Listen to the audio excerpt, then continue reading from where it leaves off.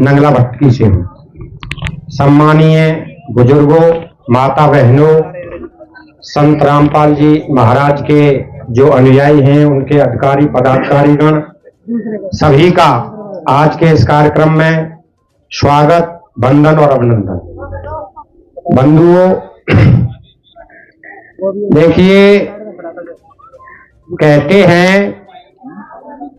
संबंध चाहे कोई भी हो, जो दुख में साथ न दे अपना, फिर सुख में उन संबंधों का रह जाता कोई अर्थ नहीं। इस समय ये जो 15, 16, 17 गांव हैं, ये संकट से जूझ रहे हैं। यहाँ जो पशुधन है वो लगभग 70% बिक चुका है। बाकी जो है उसके चारे की समस्या, खाने के लिए चारा नहीं है, और यहाँ से आगे यही समस्या अपने मनुष्यों के लिए भी आएगी। जब जमीन में बुवाई नहीं होगी, पैदा नहीं होगी, तो फिर खाने का संकट, फूड क्राइसिस पैदा होगा। तो हमारे देखिए, पहले से भी हम सुनते आए हैं, आज हम साक्षात देख रहे हैं। जो आधारभूत जो चीजें हैं, रोटी, कपड़ा, शिक्षा, चिकित्सा, और ये आपदा राहत में ये जो इनका संगठन है, इनका जो काम है वो बहुत ही सराहनीय है। कहते हैं कि अष्टादश पुराणेषु व्यासस्य वचनम द्वयम परोपकाराय पुण्याय पापाय परपीड़नम, कि परोपकार से बढ़ के कोई पुण्य नहीं होता है। और इन्होंने जो कार्य किया है वो बहुत ही प्रशंसनीय, पुण्य का और धर्म का कार्य है। ये कोई राजनीतिक या कोई वैसी संगठन नहीं है, ये अपना एक पंथ है, और इस पंथ से जुड़कर लोग इस तरह के सेवा कार्यों में भागीदार हो सकते हैं। तो हमारे ये जो 15-16 जो गांव हैं, उन गांवों में मैं सभी ग्राम बस्ती के जो महानुभाव पधारे हैं, उनकी तरफ से इस संस्था के, इस पंथ के, या भगवान संत रामपाल के जो अनुयायी हैं, अधिकारी पदाधिकारीगण हैं, उनसे निवेदन करता हूं कि सभी गांवों में ज्यादा नहीं तो जहां जरूरत है 1-1, 2-2 पॉइंट अवश्य लगाए जाएं। केवल एक जगह पानी खींचने से ही सबकी समस्या का समाधान नहीं होगा। जय हिंद, जय भारत। भगवान की।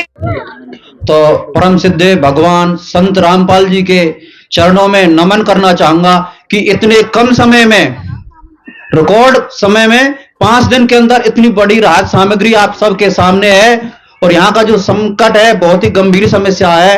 यहाँ का अगर ये पानी निकासी नहीं होता तो यहाँ के जो किसान है वो बर्बाद हो जाते, उनके घरों में एक अन्न का दाना भी नहीं आता। और यहाँ के जो 14-15 गांव हैं बहुत ही पीड़ित हैं। पथवारी है, नगला भोंगरा, चाहरा, सहेड़ा, बम्बारी, किरावता, नौनेरा, ये सभी गांव पिछले 50 वर्षों से पीड़ित हैं। और यहाँ के हर गांव से हर तीसरे घर में ताला लगा हुआ है। यहाँ से 50% पब्लिक कम से कम पलायन कर चुकी है। किसान है बहुत ही परेशान है यहाँ के। और मैं भगवान रामपाल जी के चरणों में बार बार नमन करना चाहूंगा। और जो यहाँ उनके अनुयायी और भक्तगण पधारे हैं उनको भी मैं बार बार धन्यवाद करना चाहूंगा कि आप भी इतनी लगन से सेवा कर रहे हैं। आपका जीवन भी बहुत ही धन्य होगा, आप एक पुण्य के कार्य में लग रहे हैं। और हमारे जो किसान हैं, इनकी जब फसल होगी पानी निकासी के बाद में, तो इनके चेहरे पे बहुत बड़ी खुशी होगी। और ये माता बहनें, बुजुर्ग और मेरे पितातुल बुजुर्ग, युवा साथी, आप जो यहाँ पधारे अपनी समस्या को लेकर के, आप सबको मेरा नमस्कार। आपके चरणों में बार बार मैं नमन करता हूँ कि अपनी समस्या को लेकर के आए यहाँ।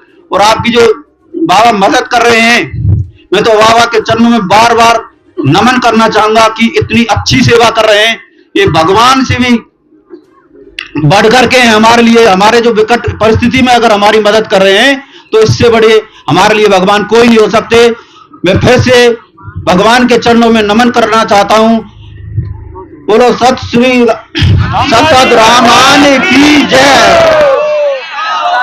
महाराज की, बंदी छोड़ सतगुरु रामपाल जी महाराज की, बंदी छोड़ गरीबदास महाराज की, बंदी छोड़ स्वामी रामदेवानंद जी महाराज की। साथ साहिब मैं इसी एंचवाड़ा ग्राम पंचायत एंचवाड़े का निवासी हूँ।